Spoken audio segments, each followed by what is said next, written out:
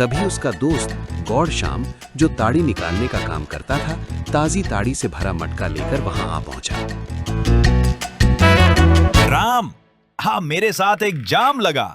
नींद तो बाद में भी आ जाएगी, लेकिन ताड़ी नहीं।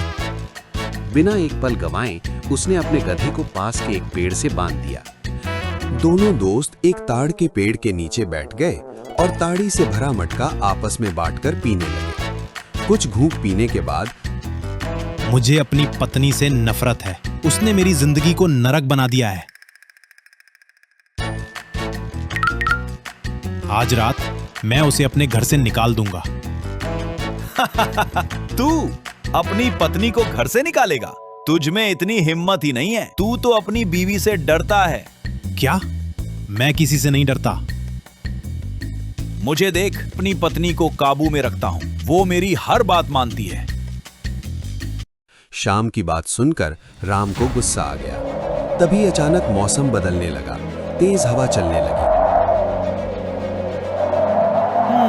लगता है तूफान आने वाला है। बारिश शुरू होने से पहले हमें यहाँ से निकलना चाहिए। अचानक धोबी राम को घर से निकलते समय अपनी पत्नी की कही बातें याद आ गईं। नहीं तो आज तुम्हें खाने को भी कुछ नहीं मिलेगा। राम को तुरंत एहसास हुआ कि वो कपड़े और अपना गधा नदी किनारे ही छोड़ आया है। ये सोचकर वो घबरा गया और तुरंत नदी किनारे की ओर दौड़ पड़ा। उसने जल्दी जल्दी सारे कपड़े समेटे और उन्हें एक बोरी में भर दिया। फिर वो अपने गधे को ढूंढने के लिए इधर उधर देखने लगा, लेकिन ये देखकर वो चौंक गया। गधा वहां नहीं था। राम भारी बोरी को पीठ पर लादे जंगल में हर जगह अपने गधे को ढूंढने लगा। कुछ दूर चलने के बाद बोरी उसके लिए बहुत भारी हो गई।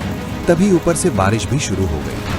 थका हुआ और परेशान राम कपड़ों की बोरी जमीन पर फेंक देता है और अपने गधे को खोजने के लिए घबराहट में जंगल के अंदर और गहराई तक भागने लगता है। उधर एक भयंकर बाघ भी उस तेज तूफान के बीच फंसा हुआ था। मूसलाधार बारिश हो रही थी और हवा जोर जोर से चल रही थी। बाघ भी किसी सुरक्षित जगह की तलाश में भटक रहा था। अचानक उसे पास में एक छोटी सी झोपड़ी दिखाई दी और वो तेजी से उसकी ओर दौड़ पड़ा। बाघ झोपड़ी की खिड़की के नीचे छाया में दुबक कर बैठ गया ताकि बारिश से बच सके।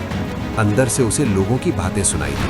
बाघ बिल्कुल शांत होकर उनकी बातचीत ध्यान से सुनने लगा।